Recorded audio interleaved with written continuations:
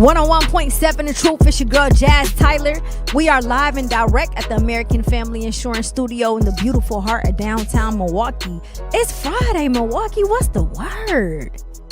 What's the word? What up, Meach? What's happening? Happy Friday. Happy Friday. Today we get to stay in the 3rd Street Market Hall and eat. Yeah. Yeah. If we want to, but I said we was gonna just go out. But you ain't Okay. We just gonna go out going there. out to 92K with the Oh team. yeah, we is going out. Where we going? 92K with the team. See, that's what I'm talking about. Anything 90s, 2000, early 2000s, count me in. Oh, okay. You ain't Count know that. me in. Happy Friday, Milwaukee. Thank you so much for joining Jazzy and Meach. It's the Tapped In Show, Monday through Friday, 4 p.m. to 7 p.m. Be sure to make sure you like and subscribe to our YouTube channel. Follow us on social media at Tap In MKE, as well as 101.7 The Truth. We got some special guests coming in today. We have a Milwaukee-born NFL player, Eric Murray, who currently plays as a safety for the Jacksonville Jaguars. And we also have the lovely Miss Ashelle White. Mm-hmm. She's with the Recording Academy. Brilliant when it comes to the music industry. Super excited about having her on the show. And super excited about having Eric Murray on the show as well. Yeah. Michelle, one of my colleagues, I suggest. Yes, indeed. Yes, indeed. Well, it's Friday. We got some things to address because I was gone yesterday. Shout out to Swift Sloans, my cousin Swift, shooting all about the Check 3. We had him on here last week, and he actually allowed me to be a part of the movie. I got a small role as nurse, as the nurse bae. But them 3 lines gonna turn into 30 lines. Just give me a minute. But while I was absent, I was getting phone calls that Meach was up here just talking. Oh, he gonna get okay. So let's talk about it, Meach. Yeah, What you talking about? let's talk about it. Yeah. Was you a part of that too, Z? Yeah, Zach with me today. We might have to roll that footage back. I don't know what you're talking about. I deleted everything. What'd you say? No face, no case. We got to pull that footage back. So what was? Want to talk about it? Let's talk about it, Meach. It's cool when you do it. It's a problem when I do it. So what you hear? Man, you was I getting heard, phone calls and I what was you getting hear? phone calls that Meach was up here just talking about how he was gonna let me have it when it comes to this conversation about relationships. I mean, if You know what I'm wanna get saying? into it, You know what I mean? I just want to address the elephant in the room. You know what I'm saying? Y'all been having some stuff going on all week. Y'all? Yeah. Who is y'all? No, you and your friends. Yeah, speaking of, where is she? Crazy. Crazy how, yeah. Crazy how she disappeared when she was I wasn't gonna supposed. say nothing till she got here, because that way you had all your ammo, all your Yeah, that's your why army with you. That's why I'm like, I don't know what she's talking about. Listen. Yeah, Like, I had to bring it up. I'm a beast. I can take out multiple people. I can hold my own. Okay. You know what I'm saying? Yeah, we I'm just ready gonna for wait. We just gonna whatever. I'm ready for whatever. We just gonna wait on. Wait on wait CC. on it, Oh, yeah. CC, they said you left me hanging, man. They said you left me hanging. Again, we have some special guests in the building today. At 5 p.m., Miss Ashelle White is going to be joining us. At 6 p.m., we're going to have a live stream with NFL player Eric Murray. Speaking of Ashelle and the work that she does, let's talk marketing and branding. Meach, Yeah, we can. that's your lane for show. Yeah, me and Ashelle, we've traded notes and everything they gotta do with like music publishing stuff behind the scenes. It's Yeah. like I thought I was like the only person researching that. Then I met Ashelle. She is one of the few women in the industry who's from Milwaukee and still in Milwaukee, who is very valuable and has an extreme amount of information. So again, I'm excited to pick her brain a little bit. I actually just got here from a video shoot with Deuce Torianji, who was up here a couple weeks ago, and we was having conversations about branding and what you are attached to as a brand. Meach, as someone who has an agency, how important is marketing and branding when it comes to not just artists but athletes as well? Very important. Pretty much the number one thing besides actually creating the product. Yeah. Is how you gonna market the product. Yeah. So mostly all resources and mostly all funds in the budget pretty much go to marketing when we deal with stuff. So, because that allows us to really control like the audience that we trying to get a hold to, depending on the product. It also aligns us with like messaging and stuff to where you could kind of brand stuff in a way. You know, people promotions, marketing, branding, all fall in the same lane. So marketing to me is like the number one thing to focus on. You can line everything else up, but Facts. if you ain't marketing it, if you ain't pushing it, or you got the right message behind it, it really ain't gonna go. Absolutely. So, do you think that? And I kind of feel like I know the answer already, but I want to get your take because you are fully in it, as where I've removed myself from it to a certain degree. Do you feel like record labels are still developing artists? No, I mean they'll tell you they not. I mean, you kind of forget which labels is out here, which artist is signed to which label. You know, that's not part of, you know, who they signed to is not part of their marketing. Facts. You know what I mean? Some of the stuff that you see artists promote, or artists you see that pop, they either come off of social media or they marketing from within their own brand. Mm-hmm. So, yeah, I think that I've noticed that there isn't development in artists anymore either.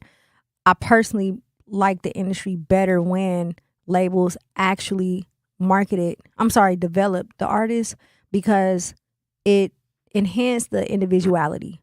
To me, the artists who do not go through proper artist development ends up looking and sounding the same, mimicking whatever is out there. One of the things that I love a couple of weeks ago when we interviewed 414 Jungle Baby was her outlook and her being receptive in these artist development boot camps, because a lot of younger artists most don't even know what artist development is. But I just think that with them removing it from the labels, it takes away the personality, like, of that artist being authentically themselves. Yeah, but it ended up being like the labels babysitting. You know, artists get in trouble, or the artists seemingly not knowing how to handle the budget. You know what I mean? So, you know, it's a lot of money being wasted. Yeah. In a sense, from the label side of things. So, I mean, now as an artist with social media, it kind of went hand in hand. That labels losing money from giving people the budget. Yeah. And artists pretty much coming up without a budget through social media or being viral. You know what I mean? So it's like, why is we wasting the money if they already developing themselves in a sense? Yeah. But now, after so long of doing that, now you seeing like the quality of music ain't there. Yep. You know what I'm saying? Or the music that should be getting heard ain't in your face as much. Facts. That's a fact. So if the record labels are no longer offering or conducting artist development, who would you say today is responsible for artist development? Is it just the artists themselves? I mean, yeah, it's the artist. So how does an artist go through artist development if they don't know what artist development is? Like, how can you, as an artist, take yourself through artist development? I mean, in a sense, you already is. If not, without even knowing that you kind of going through development, as far as like finding your own, how you finna put up your music out, finding who gonna shoot your videos, finding out, you know, just the information. All that is developing your artistry. You know what I mean? At this point, you know how you gonna put out content, where you putting out content at, what you calling and stuff. You know, your promotions and stuff like that. Like how the consistency you is online. That's the promotion. That's the development right there. Like within all of that and everything that artists get hit with on along their career, that's what they consider developing now. Yeah.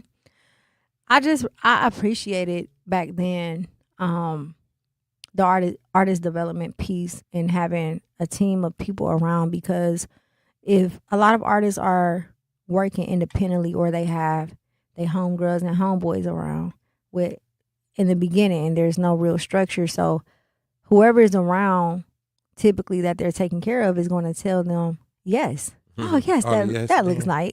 The yes man. That sounds good. I mean, right? typically you want to, everybody wanted to develop a team around him like LeBron James. You know what I mean? All his friends and turned into a businessman and it helped him with his career. But in reality, that really don't go like that because everybody's not interested into the same thing. They not. And I say that to say it can be, there's a fine line when it comes to artists doing artist development themselves if they don't have the necessary team around them to hold them accountable and tell them the truth. Because what they think might be look right, sound right, feel right may not be the case, you know? So any artist out there, especially the young artists, the younger generation, I genuinely encourage you, whether you're on a label or not, to, you know, figure out this artist development piece, take an artist development boot camp, find someone who can point you in the right direction so that it's almost like training. It's just like when you go to the NBA, when you first get drafted, you got to have training. But some people will get drafted and be like, well, I'm good. I got drafted doing it the way I did I'm okay with sitting on the bench. Yeah, so and then artists, they get 100,000 views. They're like, man, it's working. When I did work, I ain't got nobody around me. Yeah. I'm recording on my phone or whatever. To them, automatically, they think it's working. Whatever they think it's working because it worked already. You reached the goal.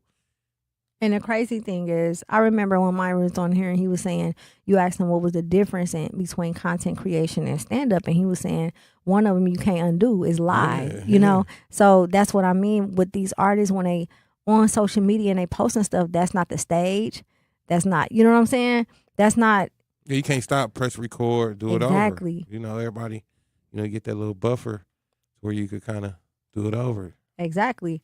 We got to go to break to pay some bills. Do not touch that dial. It's your girl, Jazzy and Meach tapped in 101.7 The Truth. Don't miss 3 weekends of live music at Milwaukee's Summerfest, presented by American Family Insurance, including We are live and direct. Yo, Cece in the building now. What, Meach and Z? Oh, what we doing? Man. Yeah. What we doing? Oh, man. Yeah, Cece, they tried to gang up on me, Cece. They ain't know. Backup came. What's the word, Meach? We got some special guests coming in the building today, 5 p.m. We got our girl, Michelle White, 6 p.m. We got NFL player Eric Murray, who will be live and joining us. We are talking branding and marketing, artist development. Out of the artist development piece, Meach, what would you say is the most important thing for artists to learn? Patience. Facts. Patience. I second that. I mean, because everything in the music business is kind of slow. You know what I mean? Yeah. It can seem fast paced when you putting out music. Yeah. You could kind of go at your own pace. You could put it out. You can do this. You can do that. But the patience, you need patience to kind of, let the numbers grow. Let the fans come. Yes. Let your ideas come. Yep. Let people work on your stuff. You know what I'm saying? Like when you got people doing stuff for you, helping you create. When it aligns, it flows Let them better. finish it. Yeah. You know what I mean? You call and act 2 days later, man, you done with it? Like, yeah, that used to be me. I want my stuff now before I leave the studio. I'm not even, I'm really haven't even looked at your stuff. So I can hear it in the car. Yeah. Give me a minute. I agree. I think patience and dedication for sure. But I would say what separates a good artist from a great artist is stage performance. When you go to concerts, you have some artists who stand still in one spot. They don't move, and it's not very entertaining. A great artist, they're able to entertain, not just with, like, to me, one of the best artists ever as performance-wise is Chris Brown. Also, they don't rap or sing over their lyrics. That part. You may have the hook or ad-lib. Only the hook. And ad-libs. And ad-libs. Yes. Yep. So a lot of, and it's crazy because shout out DJ Tony Neal. Tony Neal was actually the person when I was younger who stopped my show, literally. Like I was at the Onyx performing, and he stopped it and was like, rap this a cappella, because he could not stand the fact that I was rapping over the lyrics. And I was so mad and I was heated. I didn't understand it until I seen the recording back. Like, that makes sense. You should never rap over the full track unless it's something old, you know what I'm saying? But even then, or new, yeah, it doesn't sound right. Actually, I got a reason why you could. I bet you do, Meach. It comes to a place where you can. Yeah. And sometimes you should depend on the artist Mm-hmm. because it's like sometimes they performing songs they don't know as well, Yeah. or sometimes the equipment at the venue you performing at is not As good. as the good. quality. So I say at the end of the day, That makes sense. because everybody be trying to perform Yeah. to where it's like, look, at the end of the day, you want people to hear you. Yeah. So if it's you on the mic or the song on the speakers, Yeah. you got to choose one. Yeah. You know what I mean? And to depend on the performance, it's like sometimes I'll be like, man, look, you let it play, let the song play. Like when you trying to rap, because sometimes the artists don't get performance versions of their songs, so they don't Facts. have time to really make that decision. And I got a show, I got to perform tomorrow. They don't really have, especially on the local level, they don't really make them. That's part of artist development. We But used to that's the have thing. show That's, discs. that's what she's trying to tell them. You Yeah. need to do this stuff. Yeah, I You need to know, have these but they versions. don't really do that, especially because it's a fast moving environment. As far as like, okay, I'm performing. Let me put it out right now, or I'm gonna go perform. They don't really think like the importance of some, the performance of some people want to hear their voice. Their voice, yeah, and honestly, I feel like not everybody, a lot of artists are trying to change the narrative or the blueprint of what's been happening. And it's not to say we can't do anything new, but again, it just goes back to what separates you from being a good artist to a great artist. And these are intricate pieces that's so important, and it dictates who's going to book you for tours, what size venue you're going to perform in. So to the artists who really want that bag, these are the little things that you have to do. We used to make show discs. You know what I'm saying? We could do 5 songs in 3 minutes if we put together a show disc and take one verse and a hook. You know what I mean?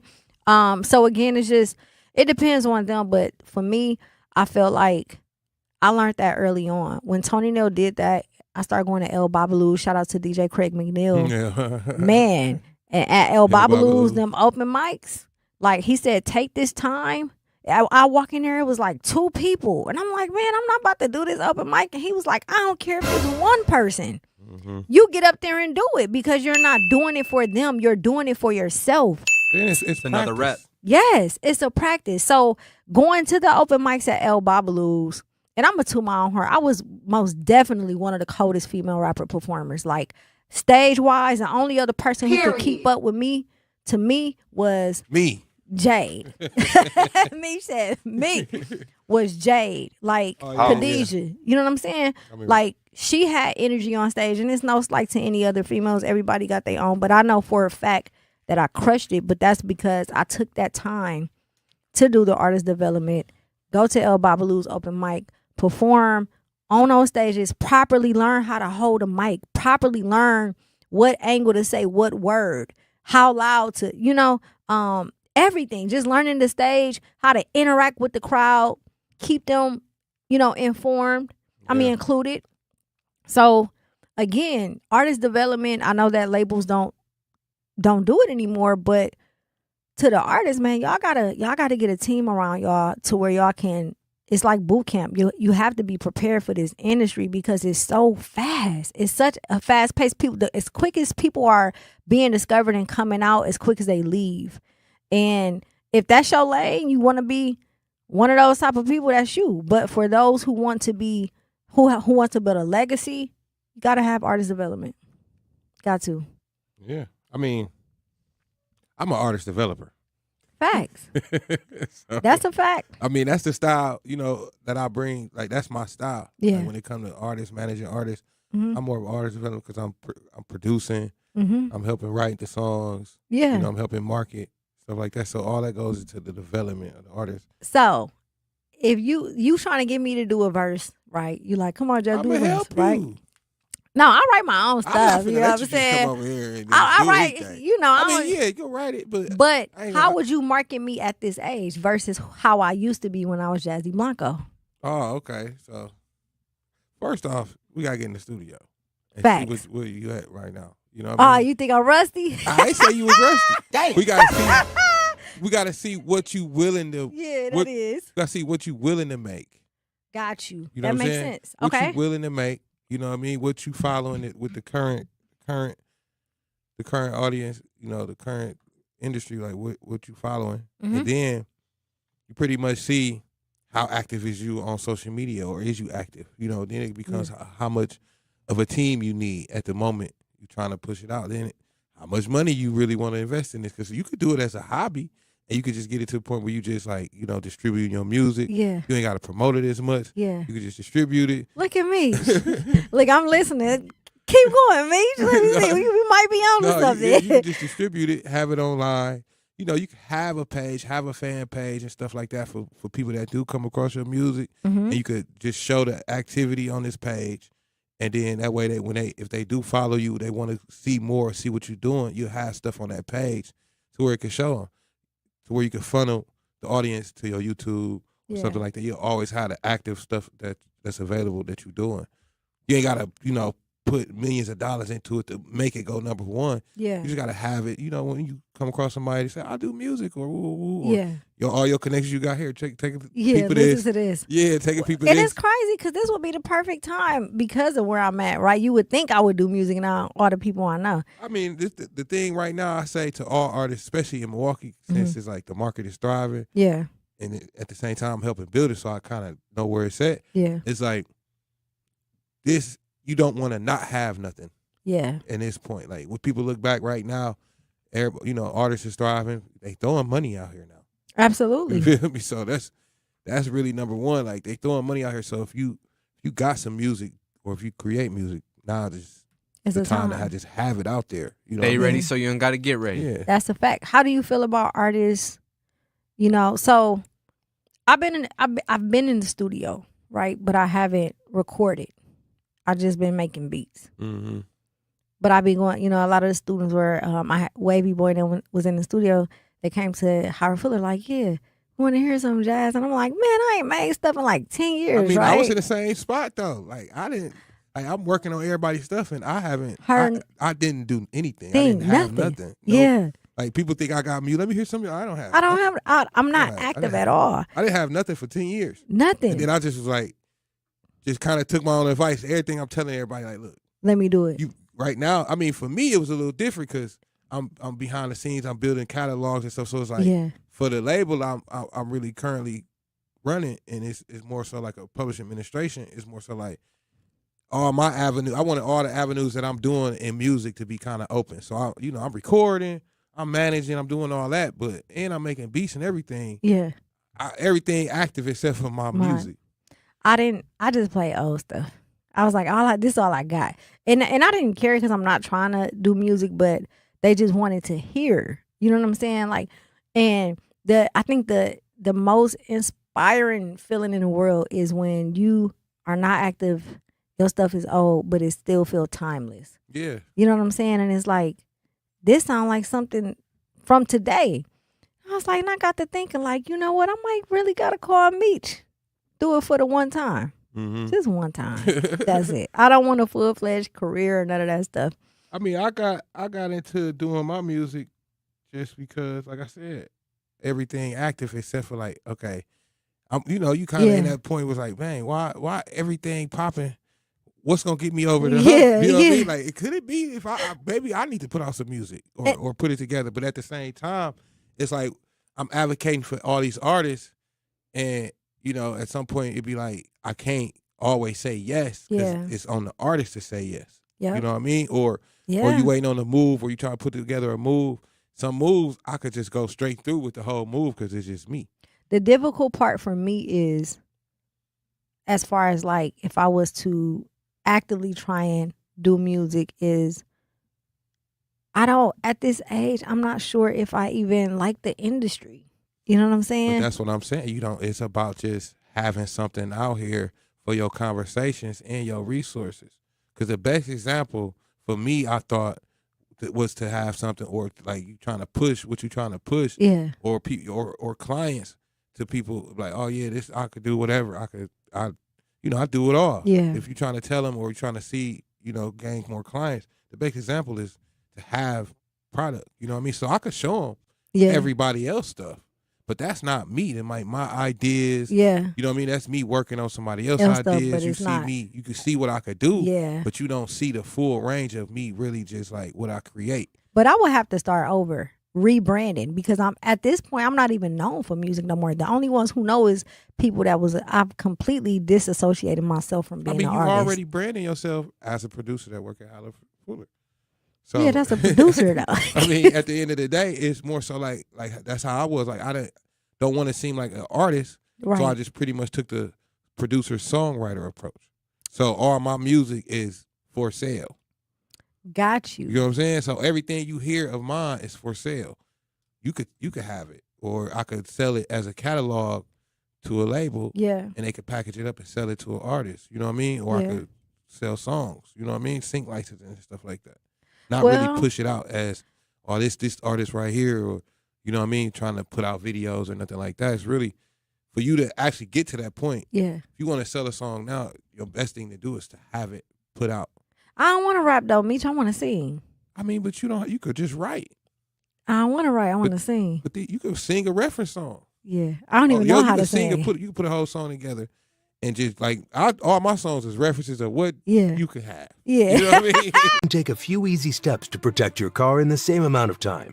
Remove your valuables. Roll up your windows. Don't leave your car running unattended. Lock your doors and take your keys or fob. If you have information about a crime, call the police. If you suspect insurance fraud, also call 800-TEL-NICB. A public service message from the National Insurance Crime Bureau.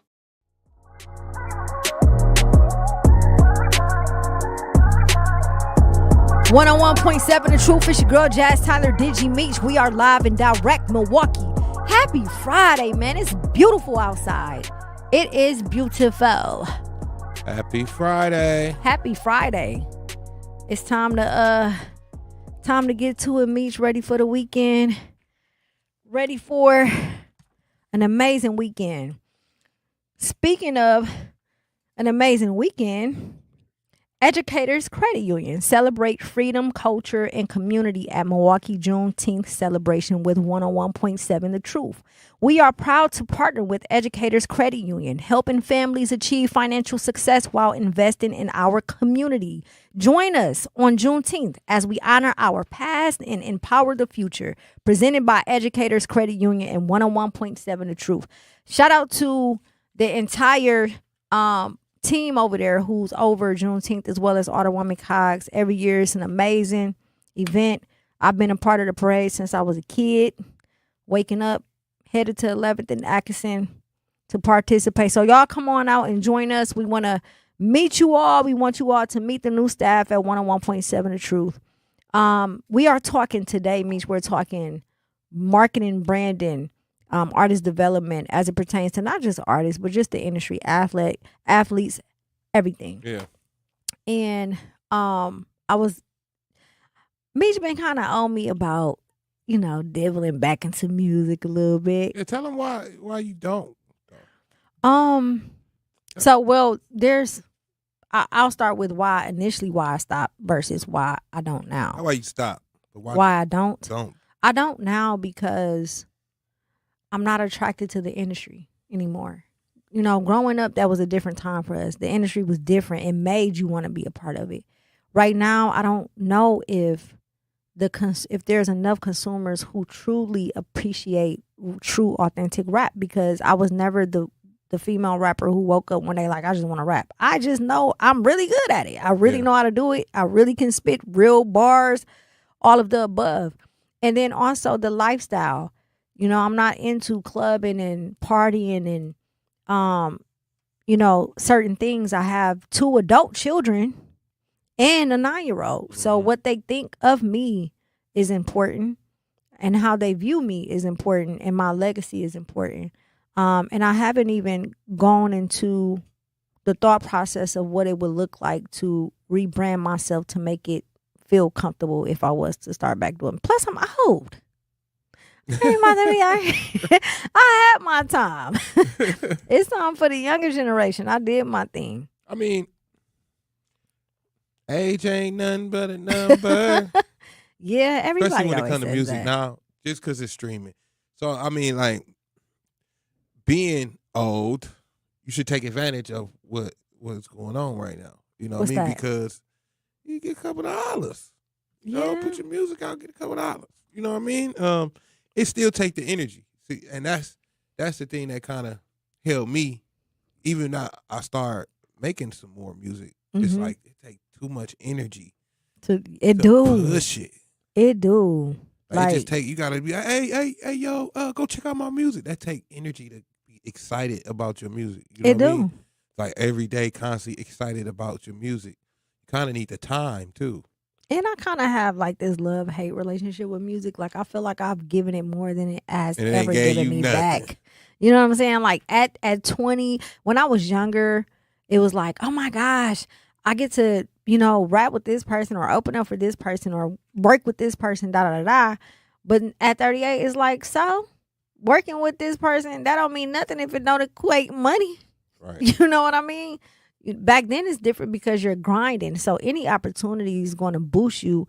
But at this age, I just, again, like you said, I have to have the energy to do it. And I don't want it to feel forced.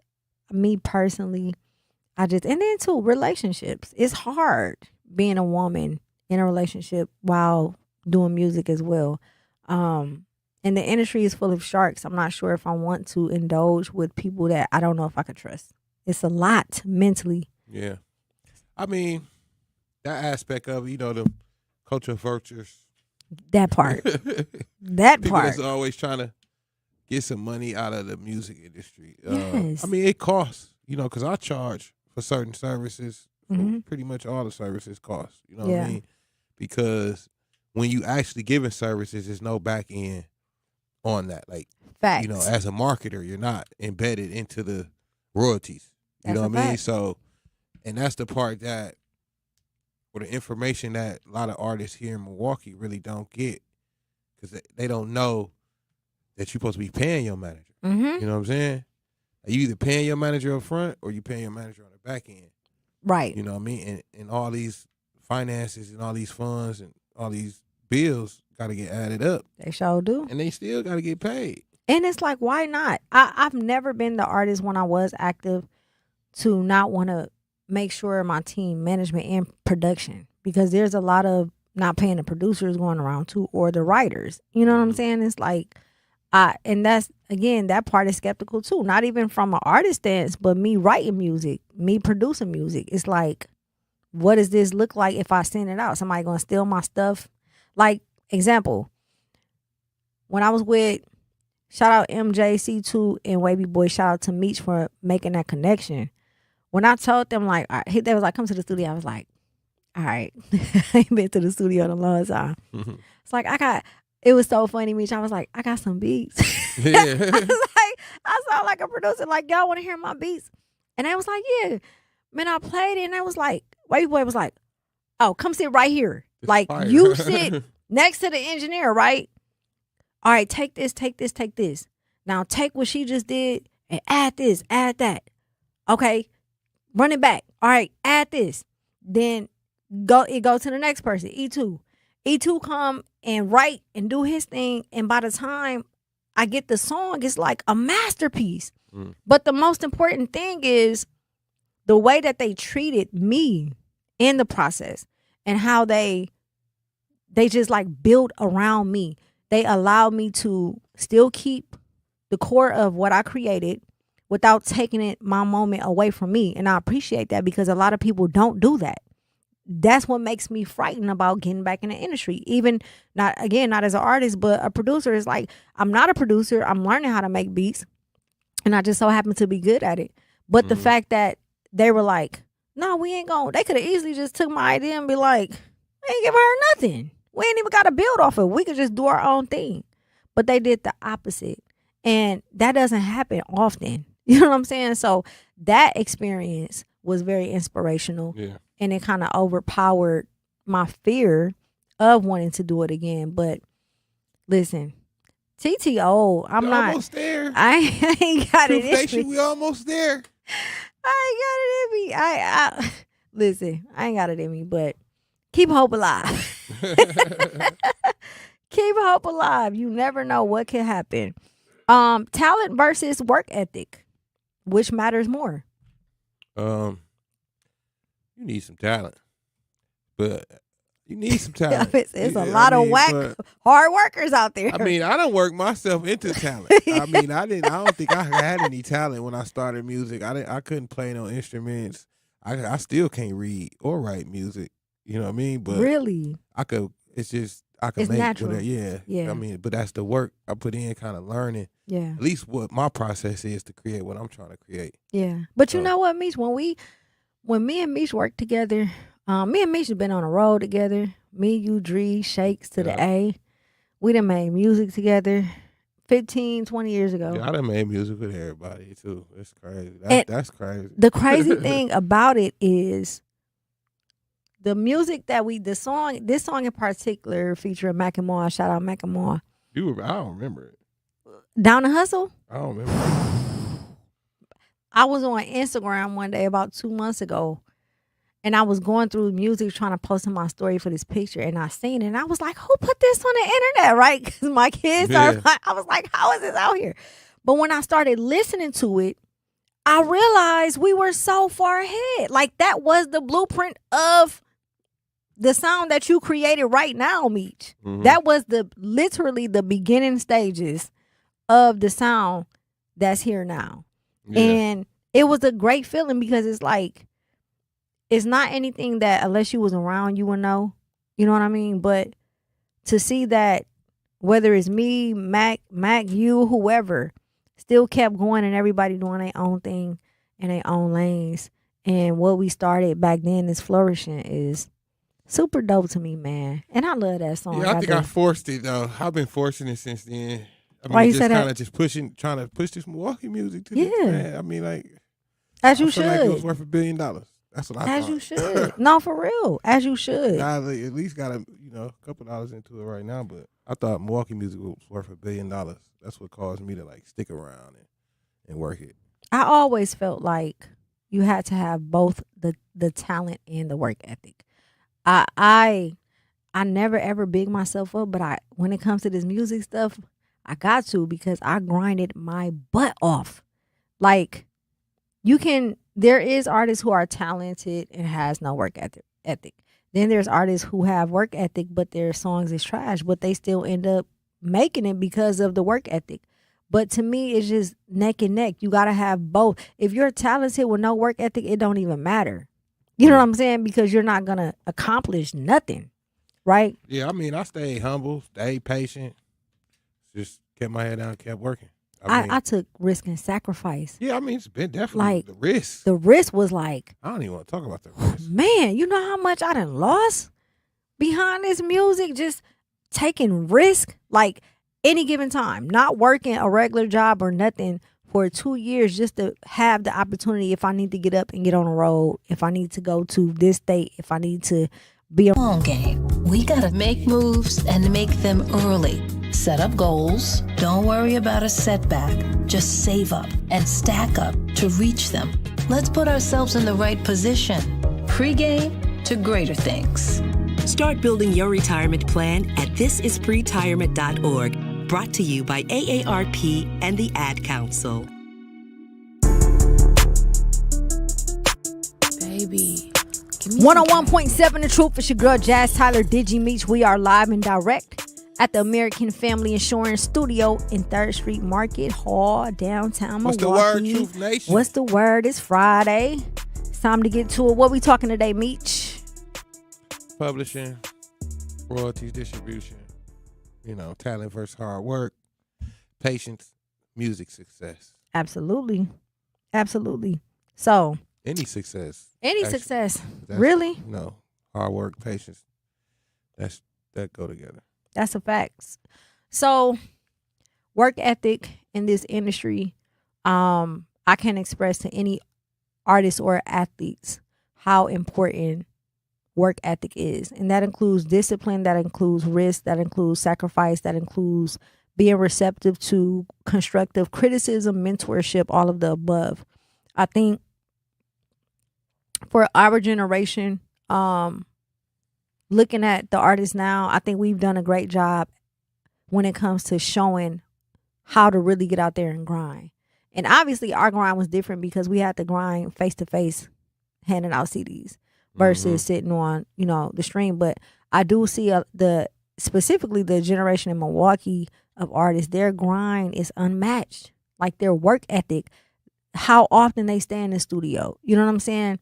And then the people they have around them who encourage them to stay in the studio consistently as well. And then making sure that they team up with a U or a KB or different people to help push their music. Their work ethic is top tier. It's top tier. And I think that's why we're finally in a position to where we can be looked at or taken seriously in the industry overall. Mm-hmm. I mean, that's the example.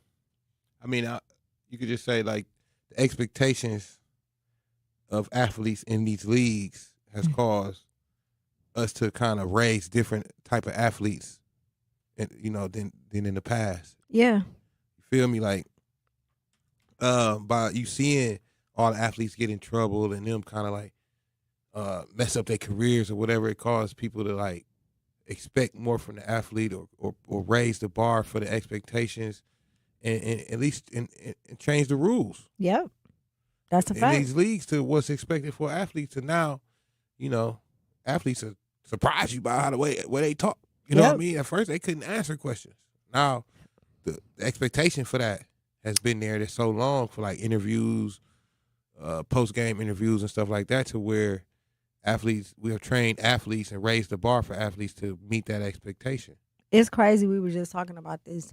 On the athletic side, to your point, there was a time where a lot of players in the 90s and early 2000s got pushed, through to the correct grade, even though they were illiterate, didn't understand it because they were the golden ticket, right? Now you have... That's still going on, by the way. It is, and not but... even because they're the golden ticket. They're just passing them because they got to pass them. But what's also happening is reclassing. There's athletes who are reclassing twice. Like, there was a point in time where no kid wanted to stay behind. That's embarrassing for me to flunk a grade. Not because, and then on top of that, not because I'm illiterate or because I don't understand, but because I want to make it in sports. Yeah. And the NBA, the NFL, all of these different organizations aren't saying anything. They don't care. It's like, how I don't understand how that's cool. I don't understand how that's easy when it comes to marketing either. I would think that's a marketing nightmare. It is. It doesn't seem that way though.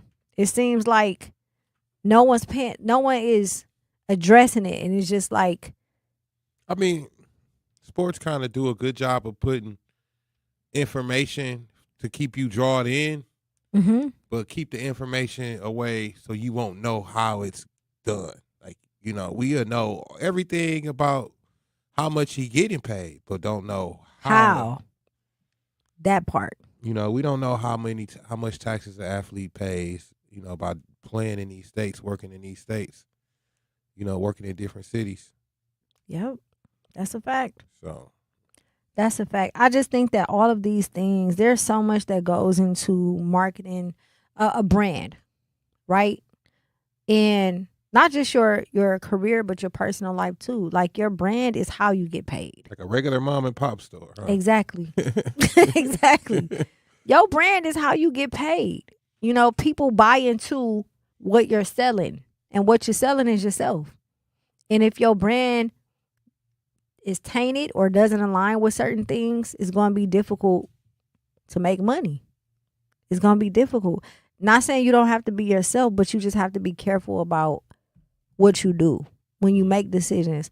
Do I really want to do a song with this artist at this time? Let me research and see what they got going on. Yeah. Are they under fire? Are they getting canceled? You know what I'm saying? Like, there's so many different elements that plays a part in collaboration, whether it's with another artist, another athlete, a brand who wants to endorse you, anything like that. You have to thoroughly research their brand and make sure it aligns with yours, because who and what you align with can affect your entire career.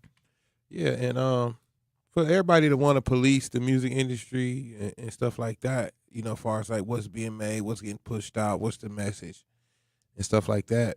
Music don't have like a league or a union. Facts. You know what I mean? It don't have a set of rules to follow, a way in. You know what I mean? Yeah. It used to be a way in, a way to get in, but it's not a way in. You know, it's based off relationships. It can be based off of, you know, your own drive. It can be based off of the success of a record. You know, it could be based off your name popping somewhere else. Yep. You know what I mean? So it don't have a way in, you know what I mean? And until we kind of like develop that.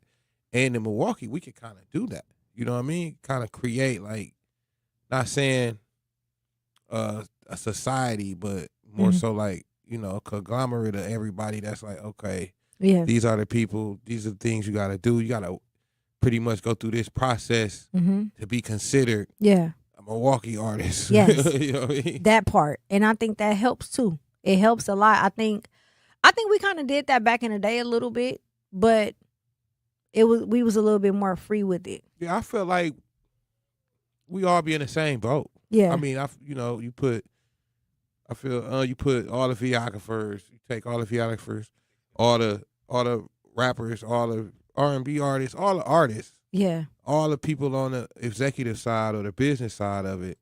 And it don't even matter, like, the guy from in the basement could be right there with you. Yeah. You know what I mean? You could be putting all this work in Milwaukee, and everybody's in the same boat. Everybody got to do the same thing. You know what I mean? It's not a separation between the higher class artists versus the lower class artists. I don't think it should be that much of a gap or that much of a distinction. Like, oh, you ain't doing it that much, but it still has to be what's the hierarchy of music around here versus if you're not on that level. Yep. And it has to be, or if you ain't putting that told the truth. Like, everybody can't make it. It's just like the draft. You know what I'm saying? There's so many basketball players, football players, but only a few get selected to the NBA draft or the NFL draft. Yeah, they understand that analogy. You know what I mean? As far as like being part of the draft, or you didn't get drafted, so you're not in the league. Yeah. But they feel like, you know, I'm making music in my bedroom, so I'm in the music industry. Mm-mm. And that ain't really how I go. No, it's not. It's not. And but see, again, to me, that is the microwave culture, including social media, that makes everybody feel like they can do it. I can do that. All I gotta do is, what is that called? Serato? Go to Splice, upload some, samples. Get FL Studios with Splice. Then take that over and do something on BandLab. Go to AI, tell them, make me a whole song. Exactly. Talking about Suno. Right. So it's becoming to where anybody think that they have what it takes in order to be a part of the music industry. Knowing that, first and foremost, making music is not what makes you a part of the music industry. You're just an artist.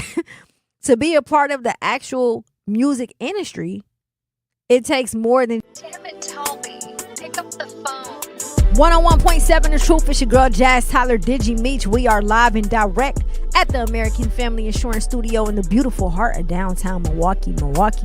We got a special guest in the building. Yeah. This big Michelle White. Yeah. You understand? Big shit. Big Shell. Yeah, right here. Man, listen. Is it done?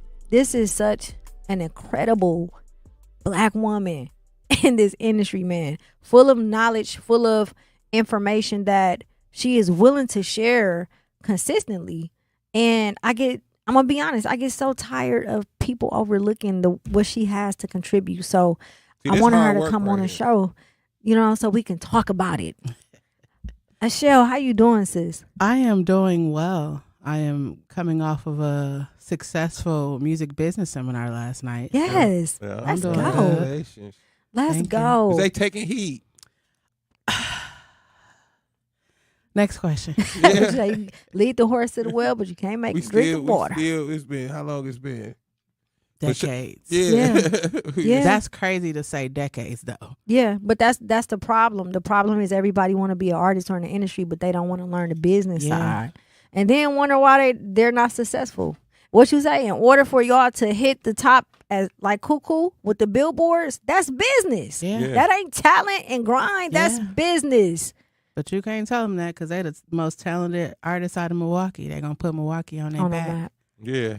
Woo-wee. Wait till they realize. I told you, they feel like they done it without whatever they they done it without it already, so they don't think they need it. Let's talk about it. So, Ashell, we know you're with the Recording Academy. That is just a minute amount of the things that you have going on and what you're capable of. Let's tap into your background, though. Who is Ashell? Where do you come from? How did you get here? Well, I grew up in a musically inclined family, so everybody around me was doing music. My uncle. That was in Milwaukee? Yeah. Okay. My uncle is the late, great Dr. James G. White. He's also known as Ghetto Priest. So, that's Alderwoman Khan's godfather. Yeah. He was a county supervisor here for a minute. He traveled the world as Ghetto Priest, a conscious hip-hop artist, and he came back and was like, hey, I think you would be successful at the business of music. And, I'm young. I don't care nothing about the business of music. Yeah. And then he was like, he mentioned Wendy Day, and he was like, look at what she's doing for hip hop artists. And then I started like watching everything I could, understanding, reading everything I could. And then I got triggered by all of the African-American artists being really successful as we see it, but when it came to the money, they didn't have it. And I was intrigued, like, where is the money going? And then I started understanding where the money went, and I was like, oh, I got to change it. So I've been on a mission since my uncle was like, hey, you should do this, to try to change it. Yes, that's amazing. As a woman in this industry, that is a field that not many of us are in, especially Black women.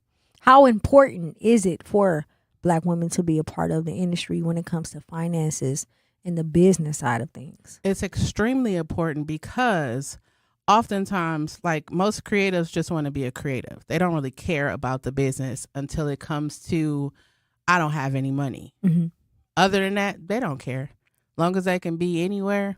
But I've been doing research because it is Black Music Month. Absolutely. I've been doing research at all of the major Black women that came before me. Like even in Milwaukee, for me, it was Kenita Hickman.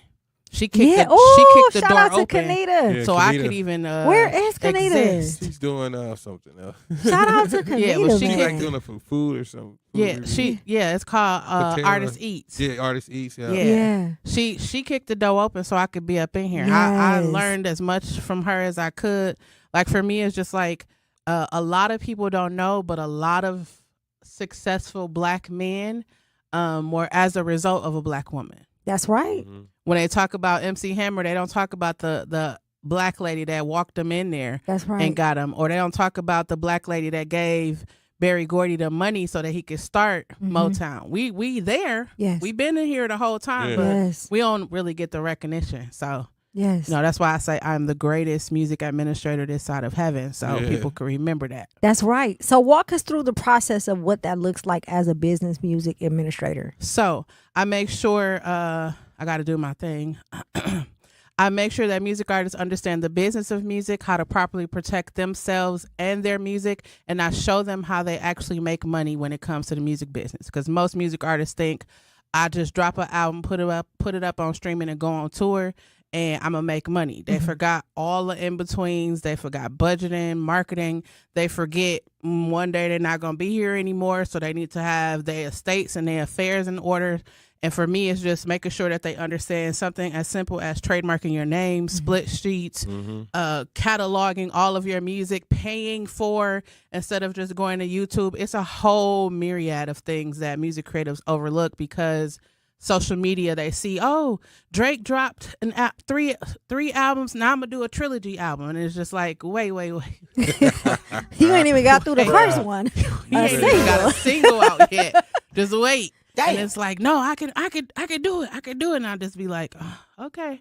All righty then. I mean, I really appreciate it, Shell, because for a long time, I feel like I was, the only person saying, do this, get your paperwork together. Yeah. And, I bumped into her, and it's been like, okay, she's been like saving me. Yeah. Like, because I'm like, okay, here, go to her. Yeah. Go to her, because I'm doing a lot and that, but she's strictly on that. And that's like, and we need multiple people from every angle to push how important that is for them to become more receptive. Yeah. And I just feel like it's gonna take that one thing. That's why I'm applying for Streaming University. It's gonna take that one thing that people be like, oh, that's our shit. Hold on, don't skip past that. Do not skip past that. So she be on Twitch. Yeah, I know it. I'm everywhere every artist should be. Yeah.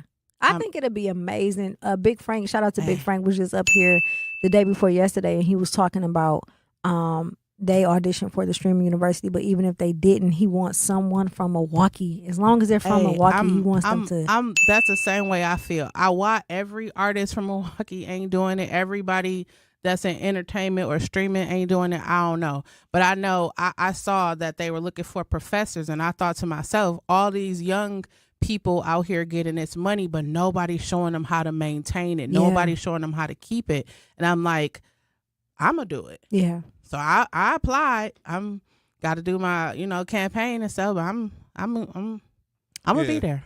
She know who getting the money for real. Yeah, no, for real. You know what I mean? I know who getting paid because I'm in it. Yeah. But she know who getting money for real. Yeah. And she ain't attached to him. So y'all better. She went off on some people one time on Facebook. They got their money just sitting out here. Yeah. Hey. You know what I mean? And I try, but I don't work for them. That's how I'm like, look, let their money sit up in there. Yeah. That's me. I be like, let their you money gonna sit learn up in there. today. I mean, you gonna learn the Yeah, era, the whole hard era. way. You gonna go through a whole nother generation. Yeah. And that money's still sitting in there. Yeah.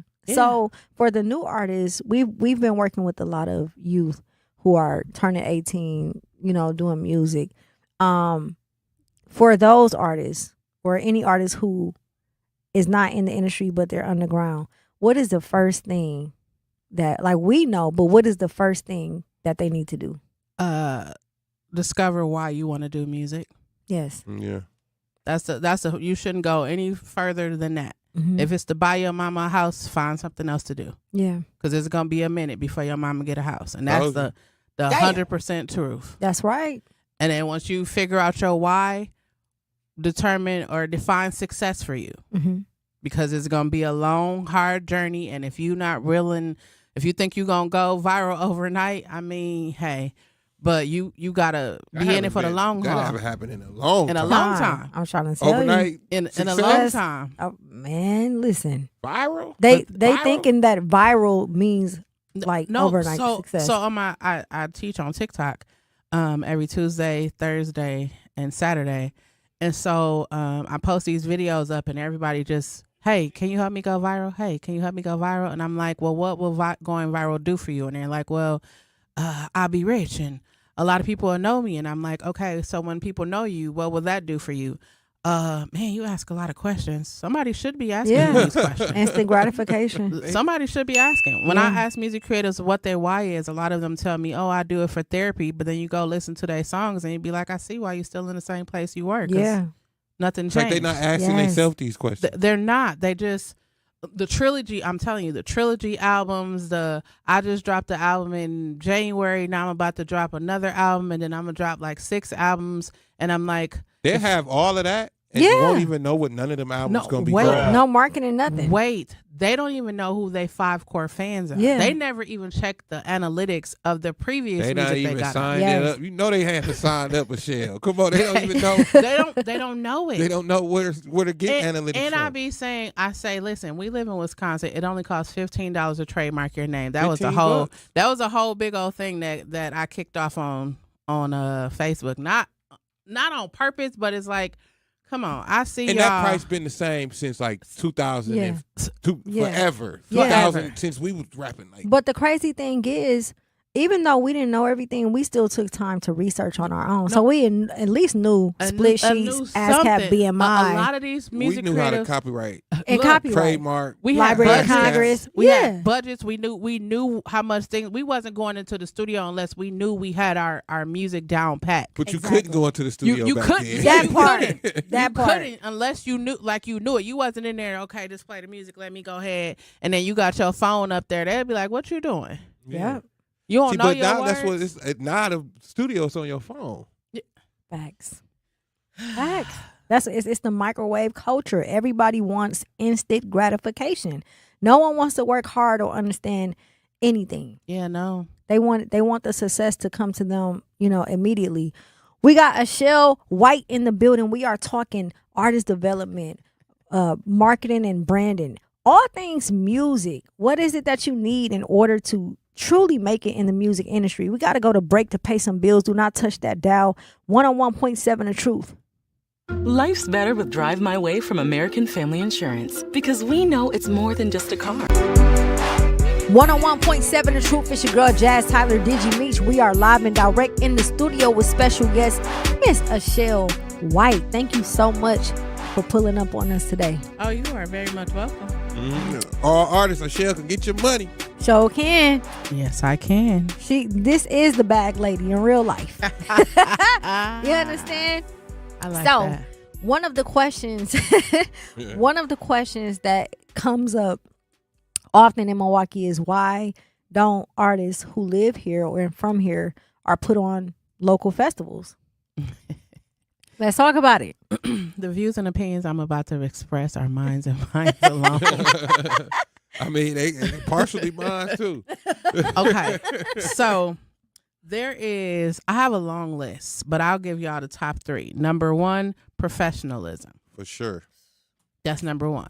Let's talk about it. Anytime anything don't go the way that they want it to go, they go to social media and they blast the people that is over the different organizations or the venues or things like that. And I'm like, you honestly believe by blasting these people, they're going to book you. Man, come on. You already counted yourself out. Yep. Number 2, many of them don't apply. Many of them don't apply because they automatically feel like they're the greatest talent ever, and you should just pick them because they're the greatest talent. Other people get picked because they actually apply. Number 3, you have no idea. You have no relationships. You don't attend half of the things that you're trying to get on the stage for. Yep. You don't know who hosts them, who throw them. Yes. You just expect because, they say it's entitlement. You just expect because you're talented that you're supposed to be there. Right. What about all the talented people that is there? That makes them feel. I wish more music creatives actually spent time appreciating the people that actually give them opportunities and put them in positions and like their music and share their statuses and do all of that rather than focusing on maybe the 9 or 10 people that didn't like them or didn't put them on a show, or actually start hosting your own shows. Yep. That's how I got to Summerfest. I listened to music creators say, hey, we don't have the same opportunities as other artists. And I was like, okay, I'm going to pair you with a live band. Mm-hmm. Some of the hottest people in the city was like, oh yeah, I'm going to come and I'm going to do my thing. And they came in there with them jump drives, and I'm like, no, you see this band right here? That's who's going to play your music. Yeah. And then when the band started playing, it's like, y'all not playing my music. You don't even know your music. Come on. That's the exact what the track did. And they're looking like, oh well, and then it's my fault that they're not successful. It's not my fault. Sometimes music artists have to look at themselves in the mirror and realize that you are the reason why. That's why I said, that's right. That was the first question you asked me. That's why I said if they understood they why, we wouldn't have these problems. I tell them to be an artist. Like, actually be an artist. If you know what an artist is, you're trying to be an artist, be an artist. If you was an NBA player, you know what goes into being an NBA player. You know what goes working out, keeping your body ready. You understand every aspect of that. Yeah. But when it comes to being an artist, you think it's just, I just got to have songs. Yeah. No. It's more to it. Honestly, when I was performing back then, before I reached a certain level, I never wanted to perform at the festivals because nobody knew my song. You know how painful that is to get on the stage? First and foremost, the only reason why I knew what the crowd was is because we all have been to the Summerfest and stuff growing up, right? But if you go to these festivals, if you don't go, how are you able to identify the demographics? You don't know which song selection to choose to perform. Most of the festivals not even in your demographic at all. And you don't even have stage presence. See, that's I told you I got a whole list. No stage presence, no stamina, be out of breath, don't know their words. It's a lot of things. We talk about the tracks. The music behind your tracks, your vocals on your tracks. But if you're doing a band, that's still hand in hand. Like, you don't know how to do the band, and you come with your music with the lyrics on there. Yeah, and it for me, it's just like you're not a performer. You just an artist, and you're technically not an artist because you don't even understand your craft. You just And doing it because you can, or because you got a garage band on your phone or band lab, Right. or you using Sonos. Who knows? I was just talking about But that's that. my argument. Like, they don't know the craft of being an artist. I was going to say, be an artist. Know your craft. You know what I mean? Like, know exactly what you need to be an artist. Like, know every aspect of being an artist. That's how you get Conduct paid. yourself As an That's artist. Have the stuff necessary for you to push yourself as an artist. Otherwise, you just a rapper, or you just a person that's trying to get on stage and perform and have a good time. Just to say you did it and post the footage with your guys. That's cool. That's where we at right now. That's where we at. Like, y'all ever see the people that was like, yeah, look at me, I'm at Sony, Rock Nation, all these different things. I'm that person that'd be like, I see them like, yeah, I'm sitting at, and I'd be like, hey, so whatever happened with you when you was at Rock Nation? I know I saw the pictures and the stuff like that, but whatever happened? And then I follow they pages because I'm like, oh, okay, so you just went up there to take photos. Yeah. And you thought that we thought, well, those of us who understand the business of music, we already know what you did. Yeah. You did it so those people that's on your page would be like, oh, bro about to get signed, or Yes. sis about to get signed. Clickbait. Yeah, because I done been in all these places. It's, And when you got stuff going on, You don't ain't get got chance time to get take no photos. picture. right. You know, Some like, of these hold on, places- y'all. Let me take a photo. It's actually No. embarrassing You don't to even stop know, and take like, a picture. it's so quick. Like, I just walk past the whole Yes. wall that You they ain't even- supposed to take pictures at, or I see everybody else taking pictures at, and it's because they don't go past that wall. Yeah. Yeah. They That's what it sitting is. right there. Come on now, Meach. know what I mean? That's That's what ding, it's ding, at. ding, ding, ding. That's what a lobby at. You know? I'm That's trying to what tell it is. Thank you, Z. Man, but yeah, like I didn't want to, because it's uncomfortable to stand in front of a whole bunch of people who don't know you, don't know your music. Your music does not cater to that demographic. I don't have a relationship with the actual organization, which means I may be treated anyway when I arrive to the venue. It's so many things that go into that plays a factor. They able to book who they want to book, for one. This is Absolutely. an organization or a festival promoting what they want to promote. They Yes. they able to book Yeah. That who they part. want to book. They don't have to book you. You're not doing enough Yes. to get booked. Yeah. Wait, Then, like, you're not making you're the not genre. doing enough to get booked. I wish more people do venues outside of the local venues that music artists are doing. Yeah. I wish they do different venues. And then most music artists will see the same thing you've been doing over here, you can't do over here. Yeah. You got to have party records. You got to have family friendly records. You can have those kind of records, but you got to diversify. That's right. DJ Shauna gives music artists the opportunity to have their music played in At the the Bucks Five-Star- Arena. the Five-Star. But most music artists don't know that, so they won't submit to her. Yeah. because they don't have the music. And They- that's they the don't thing, have where the they don't have the music clean version or of the it, clean- so they or don't the take clean up on they version. don't Yep. take her up on the offer. And it's like, all you have to do is get a clean version of your music. Yeah. Then you got different festivals that cater to the youth. Like, where's the music for the youth? Where's the you can be whatever you want to be? Like, Yeah. where is that at? Yep. But most people just want to do what they see other people do, and then when they don't be successful, then it's like, oh man, I don't feel good about doing music anymore. I'm gonna give up music. And it's like,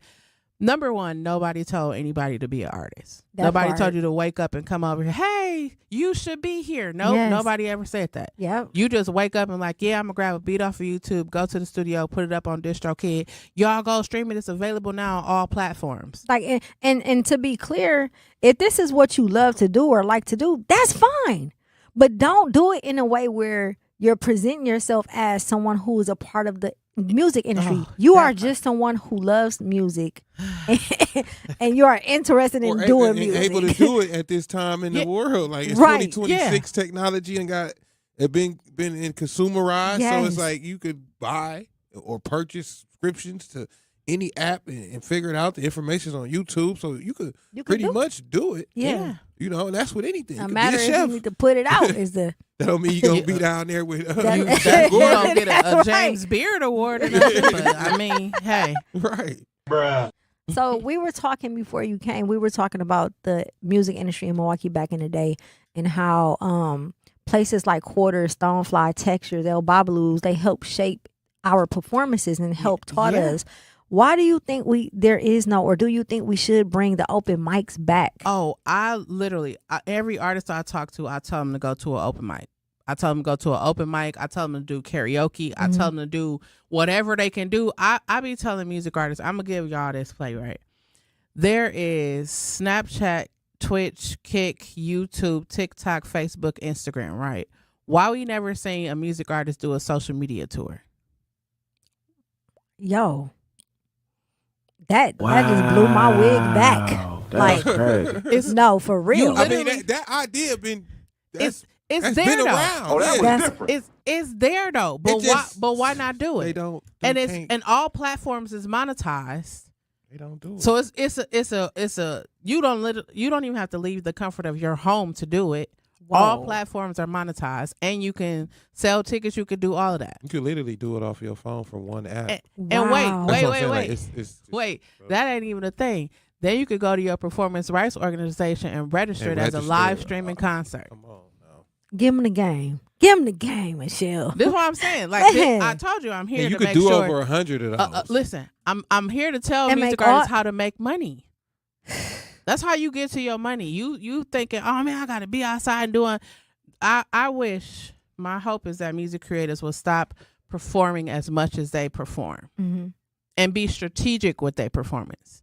Because anybody that give them, man, I got to be out here, I got to be in front of the people. It's so simple as putting up your camera and say, hey, y'all, I'm Ishelle. I'm the greatest music administrator this side of Come heaven. check out my music. And I'm here to help you be successful. Yeah. And not to mention, when you're streaming, you are gaining global fans, not just global. local. You got fans all over the world, and it's actually inexpensive because you don't have to fly there. It's free. I mean, everybody can't hit global. They might not be monetized, but at least you can hit another region. I mean, absolutely. You know what I mean? Like, at least try. 100 miles from here. Try. You don't have to worry about an agency taking a percentage. You don't have to worry about a promoter, a flight, hotel, all these extra expenses. And then you're going to get the data, and then you can utilize the data and be like, okay, people was hanging around for this amount of time. I got these number of followers.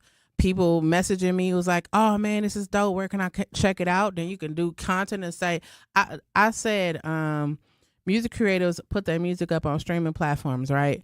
They tell you 150 plus different stores they put your music in. Why we don't see music artists always be like, I can't create content.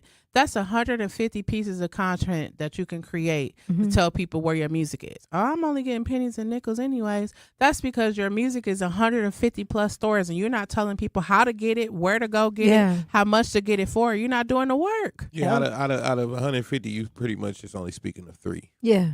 3. Yeah. Like, and then the crazy part is you get paid about you can get paid. It's 7, 8, 9 checks in one song. Listen. Yeah. I tell them Would you the say first 30 many different seconds, ways to skin a cat? The first 30 seconds your music is heard, you automatically generate 9 different royalties. You want to know what they are? What are they? I'll tell you. They are master royalties. That's from the DSPs, the digital service providers that you put your music on. Streaming. There is performance royalties. That's anytime it's played in like any coffee shops, hotels, restaurants, anything like that. Then there's actual like public performance when you're out doing open mics, karaoke, thing like that. There is digital royalties from Sound Exchange. There is In your high school diploma, you have help. Find free adult education classes near you at finishyourdiploma.org. That's finishyourdiploma.org. Brought to you by the Dollar General Literacy Foundation and the Ad Council. Hear that? That's the sound of your life. Perfectly imperfect.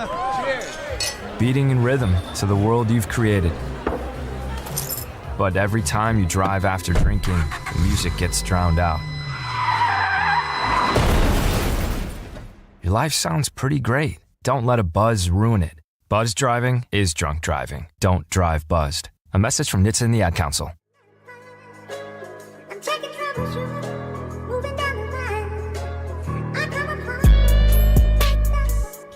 101.7 The Truth. It's your girl Jazz Tyler and Digi Meach. We are live and direct at the American Family Insurance Studio in the heart of downtown Milwaukee. What's the word? Man, we got sis in the big Ishelle White is in the building. Yeah. That's the real original bag lady. The lady that's trying to tell all of you artists, do not leave money on the table. Or in the air. Or in the air. or in somebody else's pocket. Or in somebody else's pocket. So before we went to break, we were talking about the industry and some of the things that artists should do when they first become an artist. But one of the things that you mentioned that is extremely important outside of the 7 or 9 ways that people can, obtain royalties, is that if you leave your money on the table, not only will you lose it, but it will go to another celebrity. Yeah. You couldn't believe that. Yeah, I can't believe it because that's like they call it the big black box. Yeah, make it make sense. That's wild that they call it that. Make it make sense. How do you? Or the black cloud. How do you leave money on the table and then allow someone else to? You got money to buy sections. You got money to pay for the look, outfits, and videos, but you can't pay somebody to make sure that your business is in order. First, they got to understand how long it take from the time you release to the time you make some money. Mm-hmm. You tell them 3 to 6 months. But you know what's really crazy that I had an artist come on my TikTok the other day. She said she was selling her songs for $9 and she was making money on Bandcamp. Or no, she said her own website. On her own website, she was selling her music and making $9, and she loved to hear the sound of the ding. She said somebody told her that she can't do that, so she took her music. She stopped putting it on her website. She put it on DistroKid, and she said that was back in March. She came to my live the other day and said, "You wouldn't believe how much money I made from March until now." She said, "It's embarrassing. I don't even want to tell you. Guess what I'm doing?" I said, "You're going back to your own website." Mm-hmm. I told them last night, I said, "Which one sound better? I can give you my CD and you can give me $20, or I can put my music up on this platform. Then this other platform got to approve it and put it up on their platform. And then I can come to you and say, hey, you can go get it on these platforms and they only going to pay me 0.004, or I can have the $20 in my hand." Right. I had to get this analogy right, because I'm telling music creatives, hey, all the streaming platforms are like, hey, it takes 1,000 streams for you to get $1, mm-hmm. right? So I'm saying this to music creatives. They was like, oh no, I'm still put it up on streaming. I'm still put it up on streaming. I said, I got you. Yo, what time is it? 5:34. You supposed to be at work at 6:00. Your job call you and say, hey, at 6:00 this evening, we're going to implement a new rule mm-hmm. that you have to work 1,000 hours before we can start paying you $1. Are you going to work? Go. Not at all. You see what I'm saying? Count me out. But you still be putting your music up on them streaming platforms, right? Just so you can get $1. Make it make sense. Make it make sense. It don't make sense to me. Make it make sense. When so you can go directly to your. It make dollars to me. I understand it fully. I really understand. What is your suggestion or advice on how do we get artists? And I'm more so focused on the artists here. Right? How do we get them to understand the importance of this and physically show them? And I know we've done events. I know that we've all worked together. We do lives, but it's like they're still not catching on. The views and opinions I'm about to express, I don't know why I keep doing that, but I feel like music creatives are ready, especially this is why I've been talking to adults for a minute, and then I just thought to myself, like, you know what? You've been doing this for 15, 20, 30, 45 years. Mm-hmm. You're comfortable. Yeah. You're happy with people just knowing that you got music out. Like, mm-hmm. you're not trying to get to the Grammys. You're not trying to do anything other than just do what you're doing. Yeah. If you get a record deal, cool. If not, people know you, so you're cool. I started focusing on the youth, and like education has become like my main thing. Mm-hmm. And I will rather talk to the youth and help them understand that part.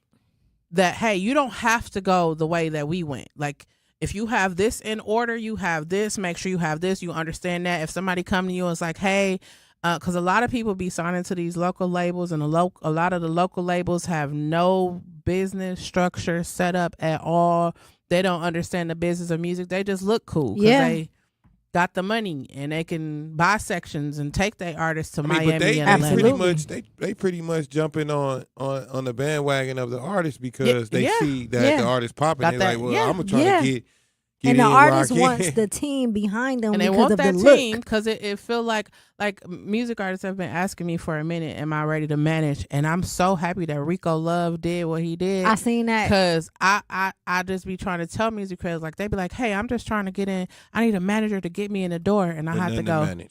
Nothing to manage. And then they get you in the door and then it's poof. Or be the gone.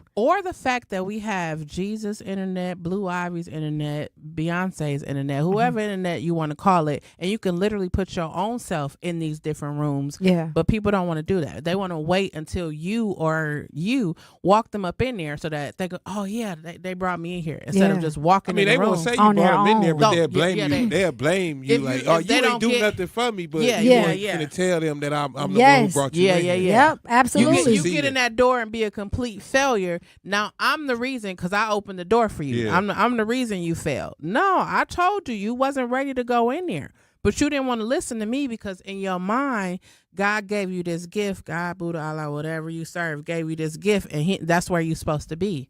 So let me ask you this: the Recording Academy.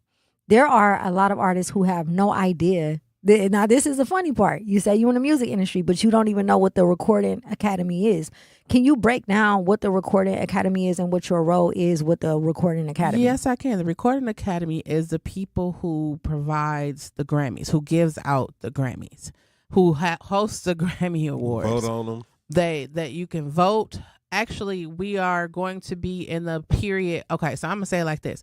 I'm on a professional member of the Recording Academy. Mm-hmm. I sit on the education committee, so I work with music in schools, all of that different things to educate people on what the Recording Academy, who we are, what we do, and how we help like the next generation. Mm-hmm.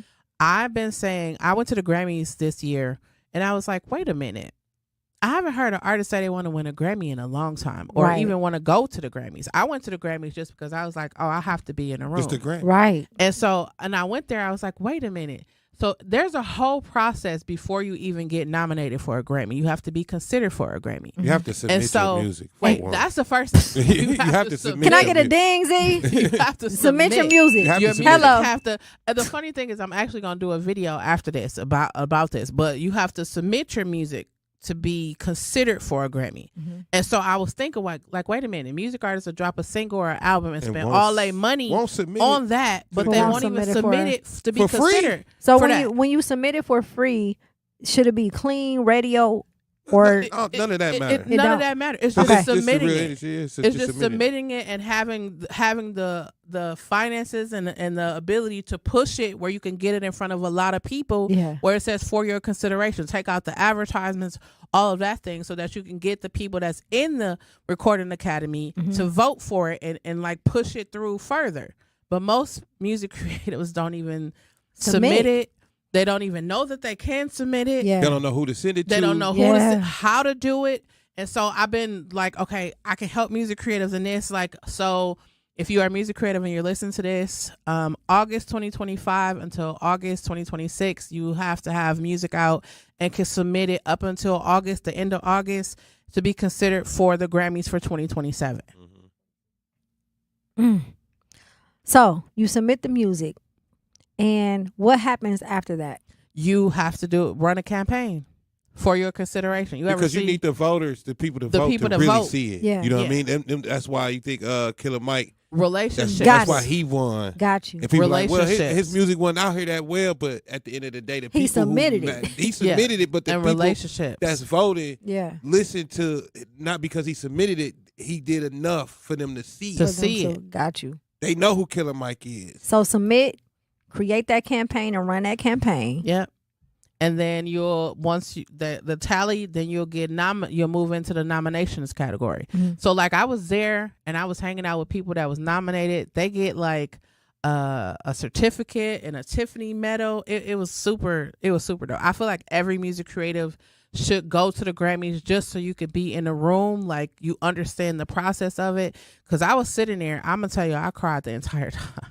For both of the Grammys. I didn't even know it was 2 Grammys, like 2 award shows. The first one is where they have, like, there is 90 plus different categories for people to win a Grammy in. 90 plus. I was blown away. They had stuff for like the movies and stuff like that. They had the movies. The 8-year-old girl won for children's, and I'm sitting up here looking like, wait, there's 90 plus categories. Why do we only settle for the televised version? Come on. And so then I'm sitting there like, okay. And then there was 90 over here. Then we go over there. I actually went to all the events. This is why I think people should go, right? Because it's all about relationships. once they don't tell you that when you get in the music business, because you just think that it's music. Yeah. It's all about relationships. So I was there. I was going to parties. I was meeting all kinds of people. Yeah. And I was just sitting here looking like, dang, I can't believe I used to watch the Grammys and now Because I I'm watched here. your journey through the whole thing, and I'm like, look at this chef. She has stuff she don't even really want to be at. The I know she really ain't want to be at crazy thing is, I literally had to say, I'm going to bed. Them people was out there from sun up to sundown to the next day came in. I was like, I didn't have to worry about what I was going to eat or nothing. It was just like celebrities everywhere. And the really amazing thing is they were so cool. I kept introducing myself as the greatest music administrator this side of heaven. I got so many numbers. So many people like actually reached out and tapped in with me. And I was just like, and then it was so beautiful because I do the thing on TikTok, right? Yeah. And I'm walking through the hotel, and the lady said, "Admin, my name is Admin for Creatives on TikTok." And I'm like, okay, now who knows me here? And it was one of the ladies that she's an older lady that comes in. Her name is Miss Pepper Mache, and she has sung background for Tina Turner, like everybody. And so when I met her in person, I'm thinking, she just the older lady that be in my. No, she like that late. Like I'm the lady. She is her. She was introducing me to everybody, and I couldn't stop crying. I could not. That's so crying. amazing. We gotta go to break to pay some bills. Do not touch that dial. We got Miss Ashell White, the real bag lady, in the building. Jazzy and Meach tap in 101.7 The Truth. At UW Credit Union, our home loans have everything you need for your next big step, including up to $750 off closing costs for all home buyers. And first-time buyers can direct at the beautiful American Family Insurance studio in the heart of downtown Milwaukee. Join 101.7 The Truth at Milwaukee's Juneteenth celebration as we honor freedom, culture, achievement, and community. We proudly thank our Juneteenth partners, Educators Credit Union, Morrison Coors, Tobacco Law, American Family Insurance, and Milwaukee College Prep for helping make the celebration possible. From financial empowerment and educational excellence to community investment and advocacy, our partners are committed to strengthening Milwaukee.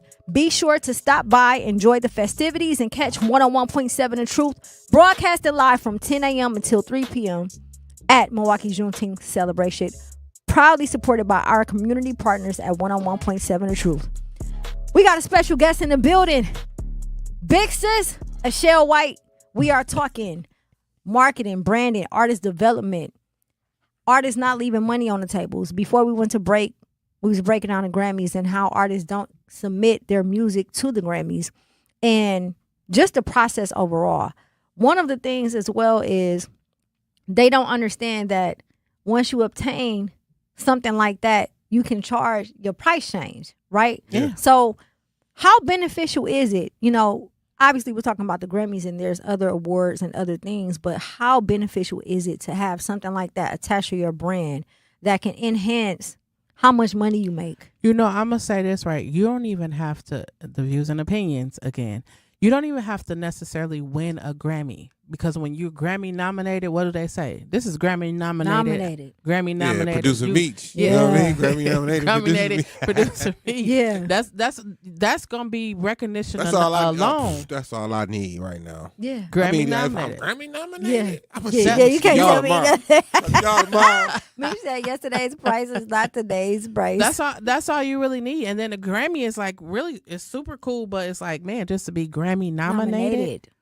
Every time they introduce you, wherever you go, you're going to be Grammy nominated. Think about it. It's almost better to be Grammy nominated than to actually win a Grammy. So it becomes a part of your identity, your title. That's who you are. Yeah, Grammy nominated. Producer or artist. Yeah, whatever. Yeah. That's what, and that's why I want to say. You should be a Grammy Award winner. Yeah, you'll be a Grammy Award. But it's not like, it doesn't have that Grammy nominated. That's that heavy one. I wanted to say they do have, the Recording Academy has Grammy U, and that is for musicians who are, or music creatives who are 18 to 29, I believe. And they can join Grammy U, and as a member of Grammy U, you can submit your music for consideration for a Grammy. Come on now. Mm-hmm. So y'all, like, she literally just gave, how much is this worth? Everything, all the information $1,000 a month. that you just provided. How much is that worth? It's up there. It's up there. I do offer discounts. Not too much though. Yeah, one flat rate be like $5 to $10,000 worth of information. Oh, man. Yeah. Like for a consultation, it's probably a one sit down hour, 2 hour consultation, probably $1,000, $2,000. So the state that we are in at Milwaukee, you've been there from pretty much like the beginning. You've been able to see it increase, right? Elevate. Mm-hmm. Where do you see us going 5 to 10 years from now as far as the business? Like, where are the artists who are blowing up and popping from Milwaukee? Where are they on your radar as it pertains to business? Keep it real. Come on, Shell. Because I know. Let me say. You got me almost want to answer. Okay. Tell it. Come on, tell it. Right now, they are at $0. $0. That's exactly they what at So zero. ain't nobody getting the bag like that. The money is there, Mm-hmm. but they're doing it like it's the vanity of all of it. Yeah. And then I can tell you the number of teams, managers, people that I've reached out to, even some of the people who are no longer with us. I reached out to the people that are around them. It was like, hey, you can set up their ASCAP legacy or their BMI estate so that their children or their wives or their husbands or whoever can actually get that money.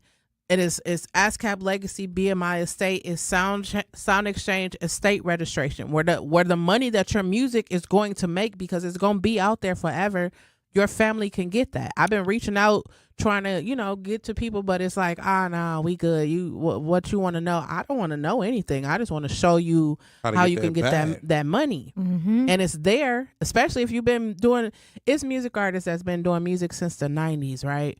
And I reached out, oh yeah, my manager is handling that. And I guess they fell out with their manager, and then I sit down and talk to him. And then it's like, let's look at your ASCAP BMI. What you at BMI? Look at the BMI. Yeah. And then I go, none of their music is registered, and they've been out here doing music since the 90s, opening up for people. Come on now. None of that stuff was registered. None of their performances was registered. They own all the shows and doing everything though, but none of it's registered. You ask them about a split sheet. You ask them what's the name of the person you did the song with. They have no idea what their government name is. About none of it. Man, it gets to being crazy because you get to seeing all the current music, like even the music, all the music for the last 5 years, in a sense. Yeah. It wasn't registered at a point, and until people start and at least selling their catalogs through distribution deals. And now they trying to go back a little bit, but that's not publishing. They get that mixed up. Most music creators don't know what publishing is. I tell them, I am not against any other organization, but I say if you don't know what publishing is, you should not give anybody the opportunity to collect your publishing on your behalf. Come on now. You should know what publishing is. You should understand how important it is to your livelihood as a music creator. So what's your definition of publishing? Publishing is understanding masters, understanding composition, understanding what is a master, understanding what royalties actually come, what organization is supposed to be collecting, all of that stuff. Yeah. Understanding licenses, understanding all of that thing. Most music creatives don't even take the time to learn that. They just let Song Trust, TuneCore, distribution, BeatStars, publishing, all these other people handle that for them, and then they don't even go and check and see if they registered or if they even collecting on their behalf. They just, oh yeah, I got Song Trust, and they doing what are they doing? Or whatever, yeah, Audium. Yeah, what are they doing? Yeah, so it just for them for my simple definition for publishing is that's your piece of the song. Yeah, that's your piece. Ownership. Yeah, that's your piece of the song. Distribution is just how it gets out here. Yeah. Royalties is what's owed to you in a sense from the song based on laws. Absolutely. You're supposed to get. Yeah, them is it's laws. Automatically yours. Them is laws for the federal government. Them is laws. That's been there for forever. Yeah. And they fight for more money for royalties. Yeah. You know what I mean? Publishing is what you give away, if you want to give it away, or if, you know, what y'all splitting between the people on the song. Yeah. That's what publishing is. Yeah. Yeah. Ownership. Yeah. Well, first and foremost, before we get out of here, Shil, I want to give you your flowers and thank you for not giving up, because it is easy to be like, I'm not doing none of this. Don't nobody appreciate it. Nobody's going to rock with it, but we need the envelope pushers who are going to still do it regardless. And Yes, because ma'am. you're still doing it, somebody is going to be that one person that takes everything you say and actually apply it. You Yes, know what I ma'am. mean? It's so important. What do you have next? You want to give out any shout outs as well? Yeah, I do. I educate music creatives on TikTok under admin for creatives every Tuesday, Thursday, and Saturday. Tuesday and Thursday at 7 p.m. Central Standard Time. Saturday is 12 p.m. I have a music business seminar coming up on July the 29th. It's Fix My Music Business.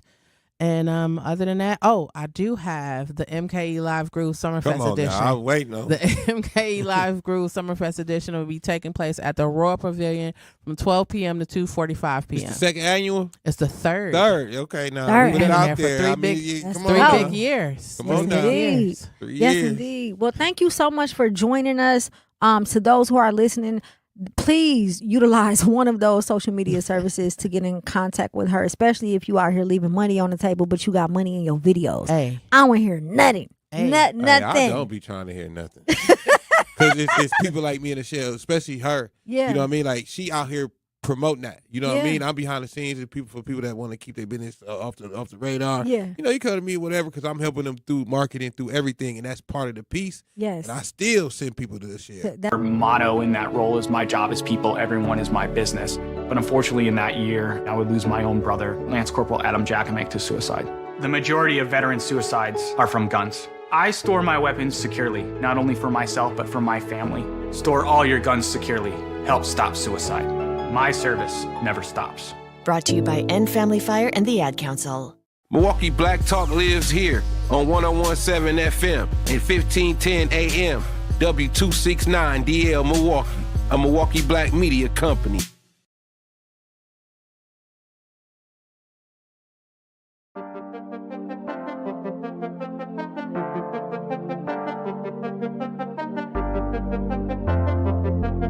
Was that a DJ Brother Z exclusive?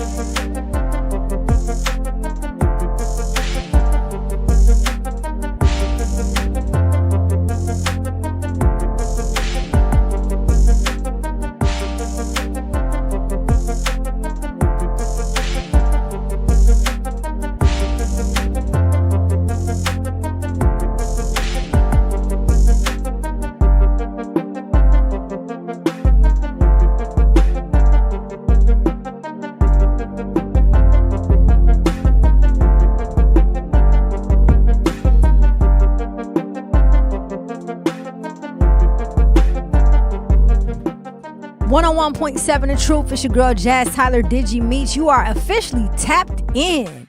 We just had the beautiful Mr. Shell White talking about the Grammys, artist development, all of the above, man. Artists, make sure y'all are not leaving y'all money on the table.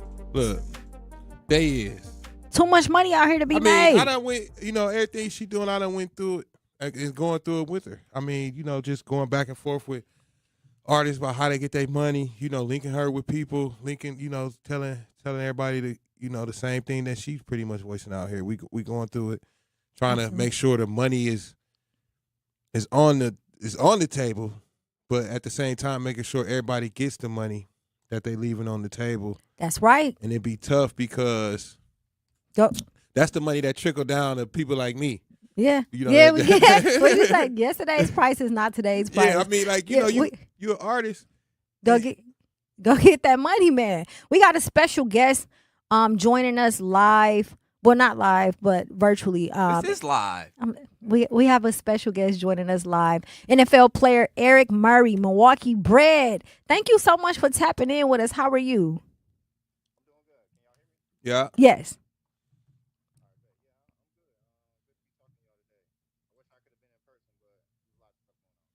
Absolutely. Well, welcome to Tapped In with Jazzy and Meach. It's an honor to have you a part of the show today, and we're gonna hop right into it. Shirt on. Yeah, Meach. See, I got my. I didn't put I got my mine shirt on. He gonna try to did. upstage me. I got mine on. I can't fit it, but I still got it. Look at Meach. That's what's up. So, you are from Milwaukee. What was it like growing up? What side of town did you grow up on, and what are some of the things that you learned that helps you in your career today?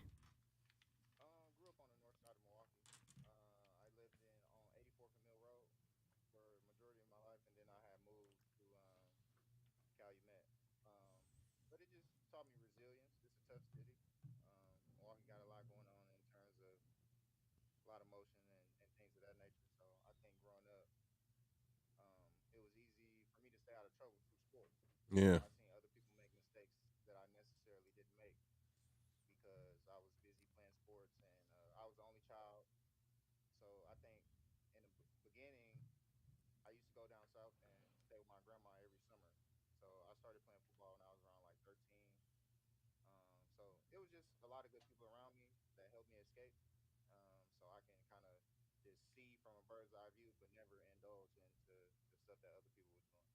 Absolutely. Being from a smaller city, well, we're growing now, Yeah. but initially Milwaukee is known throughout the industry as a smaller city. What is some of the inspiration that you've taken outside of the city as well as in the city that inspires you to want to even pursue football at this level?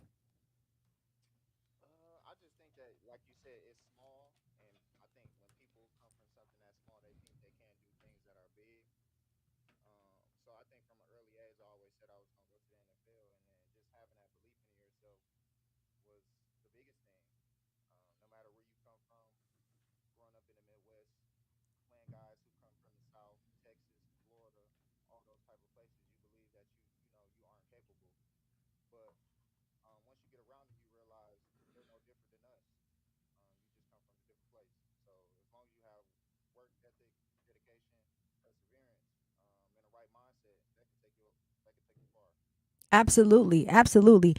I want to talk about something exciting. Everybody, waits for this moment their entire life. What was it like the night that you got drafted?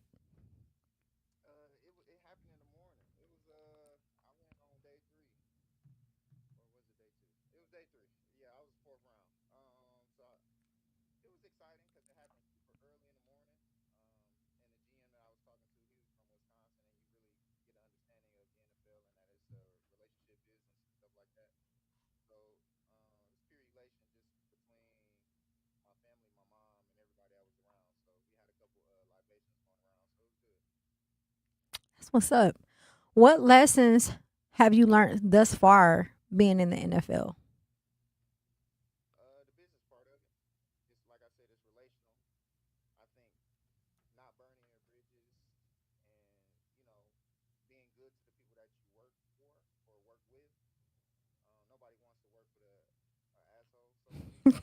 Facts.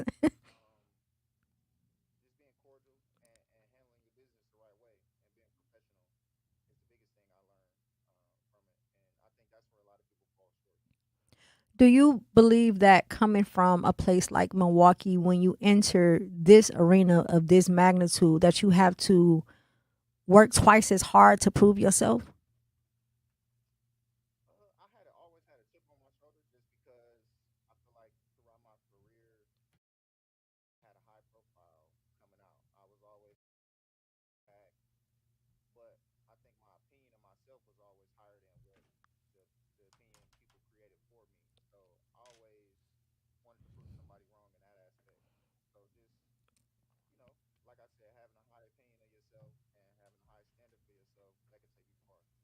Absolutely. So, making it to the NFL, getting there, having all the experience with the draft and everything, you're a vet now. Like, how is it hard, like, still, like, to keep your family from spending all your money?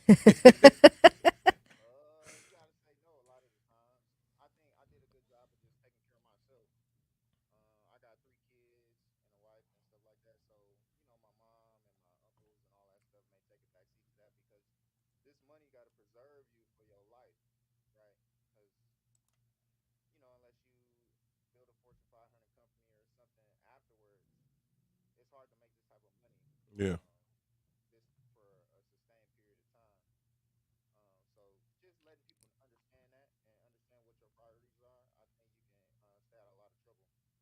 Absolutely. So you currently have the Eric Murphy Foundation. Can you elaborate on what you all's mission is? Murray, I'm sorry. What your mission is and what it is that you guys do?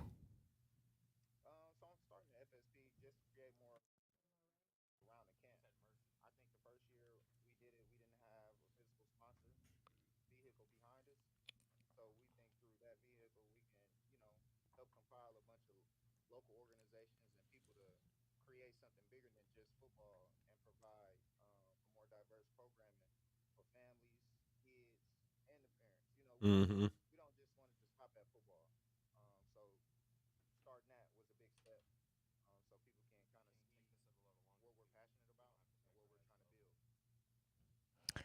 Awesome. So is this Milwaukee based, the foundation, or do you do work throughout the nation?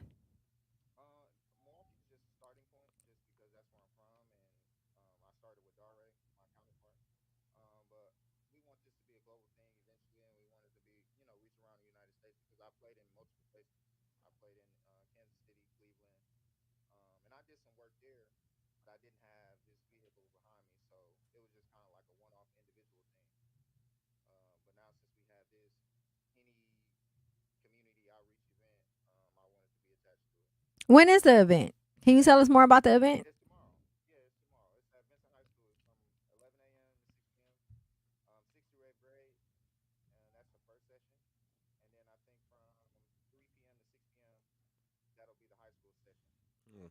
Awesome. How can people get involved?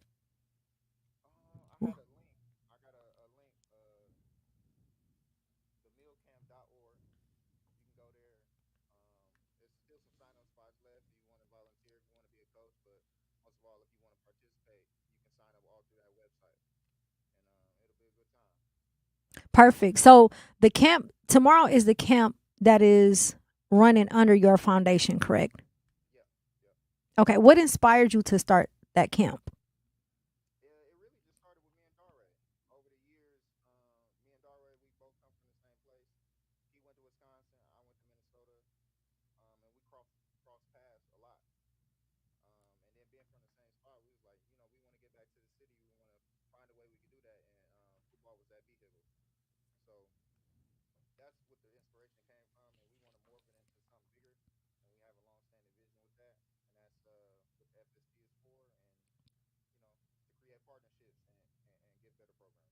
Absolutely. First and foremost, thank you so much for coming back home and bringing this back home, Yeah, because a we lot of need it. people don't. And I'm not sure, how tapped in you are based off of you having to focus on your career. But the state of the youth in Milwaukee is not great. So I say that to say, with this camp, what is it that you want the youth who participate to take away?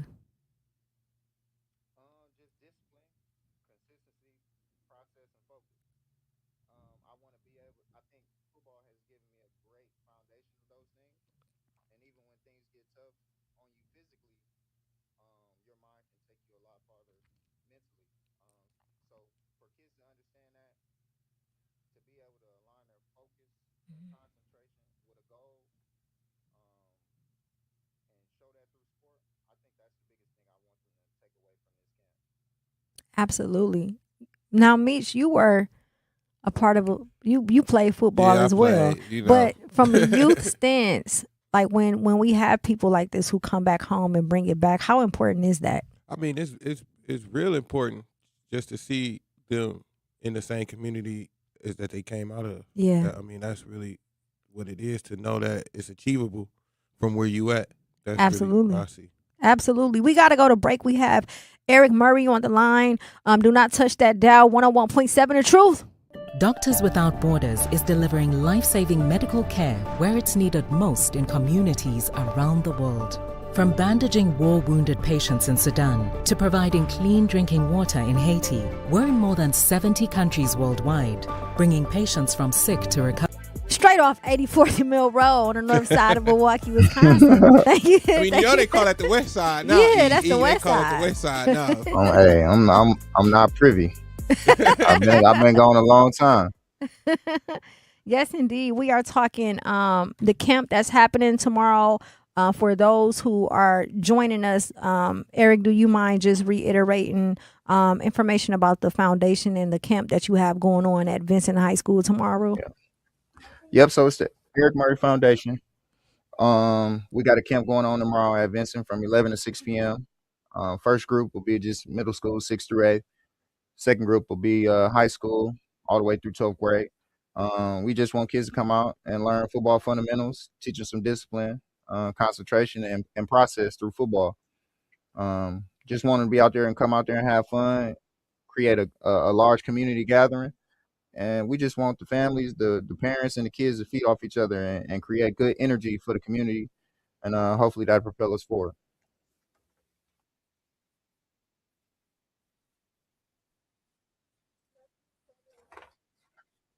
Okay, sir.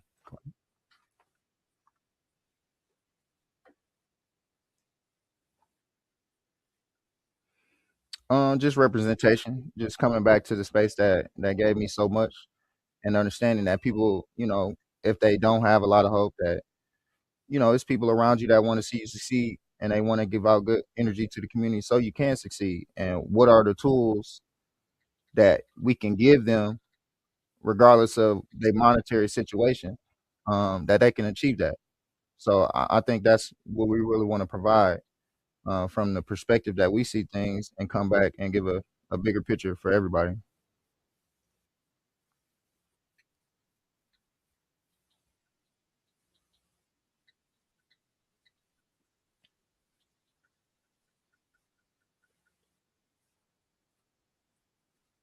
Hmm.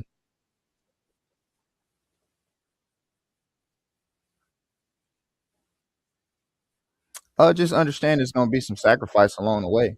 Um, and you really got to hone in on your focus. I know it's kind of hard to do given, people's family situations and things like that. I grew up in a single parent household.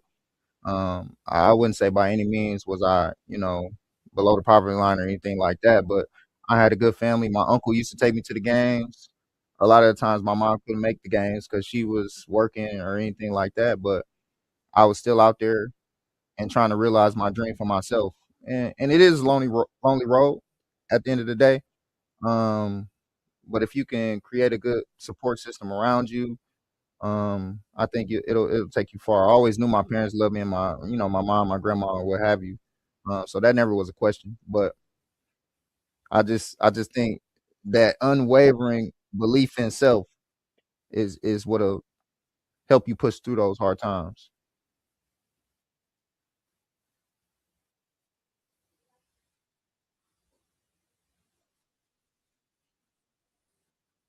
And in Jacksonville, yeah, the bugs they've been treacherous the last few days. We finishing up our mandatory mini camp, but yeah, it's been crazy.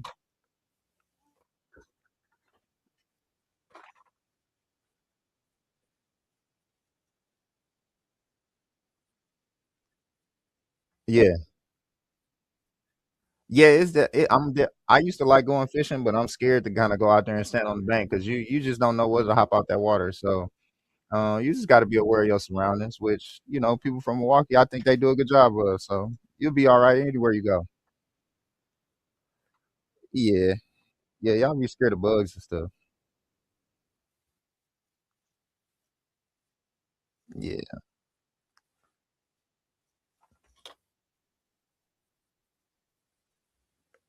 I think creating something sustainable for people to be able to latch on to.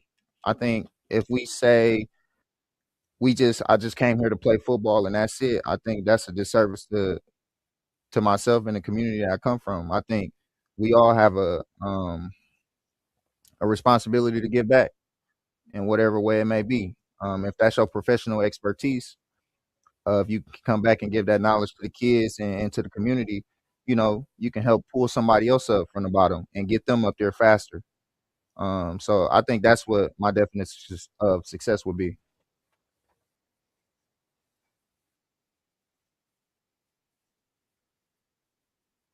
I never was a Packer fan. I actually hated the Packers. Yeah. My favorite team was the San Diego Chargers. I was a huge LaDainian Tomlinson fan growing up. So yeah, that was my team, and I was a huge NFL fan in general, and I just felt like Packers fans only cared about the Packers, but I cared about the whole NFL, and they just couldn't get down with that. So that was cool.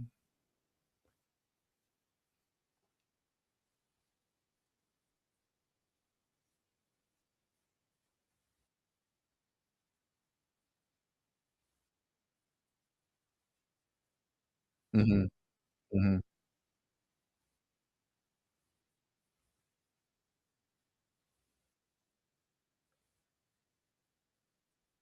For sure, for sure. Yeah, like I said, we want to keep it going for a long time. This our second time.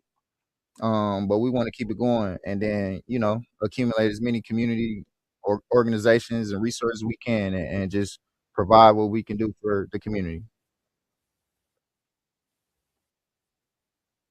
Thank y'all for having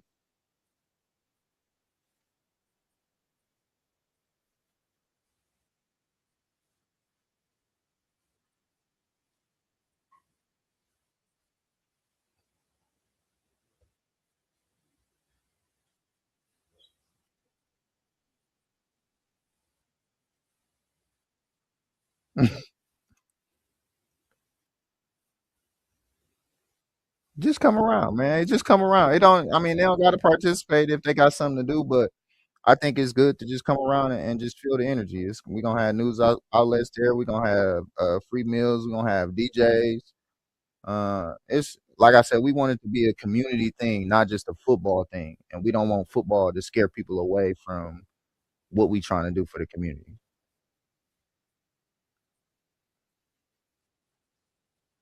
Yeah,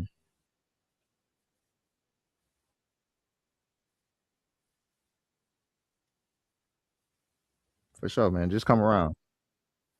From 11 a.m. to 6 p.m. Registration start at 10, but I'll be out there. I'll be out there at 9, so I'll be out there all day. So I ain't going nowhere.